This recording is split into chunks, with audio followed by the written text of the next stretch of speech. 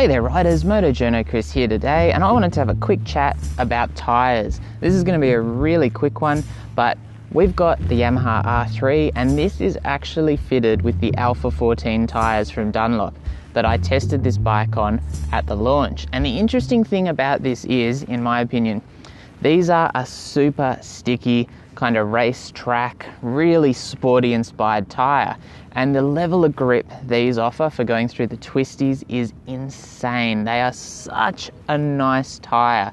I did a great run yesterday on the commute home and I went the long way. I did all the twisty roads and the level of grip these offer is absolutely insane. Like I said, they're a beautiful tyre. And so the question I think for new riders is, why do these bikes come with the GPR-300 as standard fitment? And it's a really good question. I've done so many Ks on the GPR-300s. I reckon I've done 5,000 Ks on them in the last year.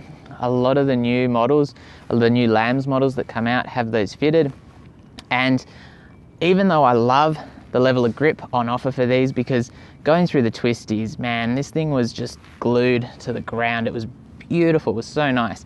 However, as a new rider, what it's a little bit harder to understand is because, you know, most people just chuck whatever tyre on their car. However, on a motorcycle, you know, you've generally got much better tyres on a motorcycle than a car because grip is so important. You've only got two quite small contact patches, and particularly when things get sporty, that's super important. On a car, most people drive pretty sedately. As you get up into the performance cars, you're getting better tyres, more comparable to the rubber that you find on a bike. Even a learner legal bike like this has got really good rubber on it. But the thing to keep in mind is the compromise you're making when you buy something like this, like you fit an Alpha 14 to your bike, and while that grip is just absolutely insane in the dry and for sporty riding and be ideal for a track day, if you are using this every day, you're going to have problems. And that's where the GPR-300 comes in. So previously I was looking at the Dunlop Alpha 14 tyres, and here on the Ninja 400, which is the long-term Ninja 400, I've got the GPR-300s. And as I was saying, those Alpha 14 tyres are exceptional. I have to say they are a massive step up from the GPR-300s in the dry. And they're meant to be reasonable in the wet as well. They added a lot of silica to the tyre design, going from the 13s to the 14s, and as a result you get better wet grip.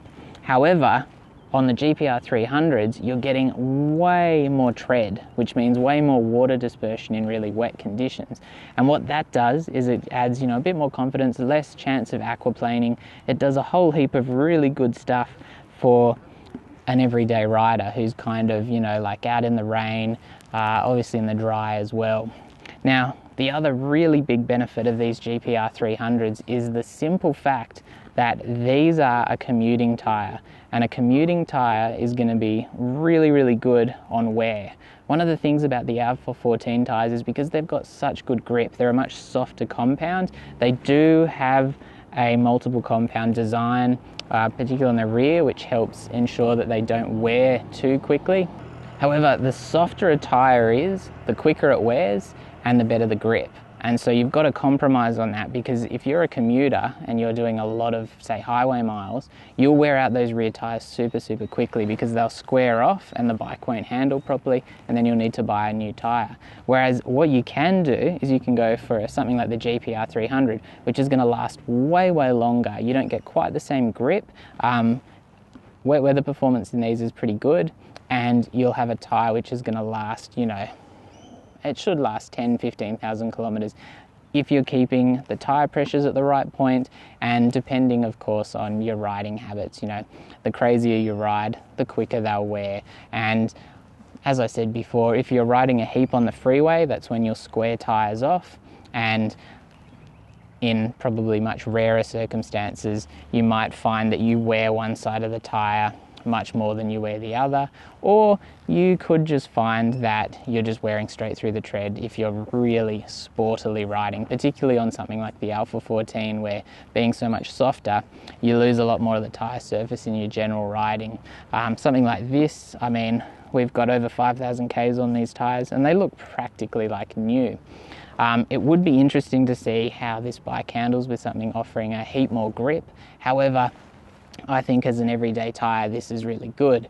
And I've always bought sports touring tyres because I kind of want that compromise. I want the really good wet weather performance, and I want the really good wear performance as well, because I can't be going through a set of tyres every 5,000 kilometres on an everyday ride, particularly when I was doing 150 Ks a day. You know, that was just way too much money for me to afford. Whereas I could be doing 15 or 20,000 Ks on a lot of the tyres, and that's when I'd be getting to the point where I really needed a new set. So, you know, you'd be spending a third as much on tyres if you're replacing them every 15,000 Ks instead of every 5,000 Ks.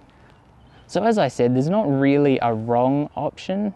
It's more about picking the right tyre for the kind of riding you want to do and you are doing. I guess you can pick the wrong tyre for your needs, and that's more of a decision-making error than a problem with the tyre themselves. You've got to pick the right tyre, and if you do that, it'll be rewarding both when you're riding the bike, to your wallet, and just overall. And you'll also be making kind of the smart choice about what tyre you are getting, and that's really, really important. Because there's no point going out and buying a commuter tyre if you're going to the track and you really want to have a go. But there's also no point going and buying a track tyre if you're commuting every single day. You're going to be disappointed. So buy the right tyre, save money, get the right kind of tyre for the conditions and for your bike and for your everyday riding, and you'll be a much happier rider in the long run. Anyway, so I just wanted to have a quick chat. At the end of the day, you really do need to think about these kind of issues, particularly if you're buying a second-hand bike and you're going to put rubber on. If you're buying a new bike like the R3, it's going to come standard with a good set of tyres, but for a lot of people, when it comes time to replacement or buying a second-hand bike, it's an important decision. So don't forget to sub, hit that notification bell, let me know what you think. What tyres would you run on the Ninja 400 or a similar bike?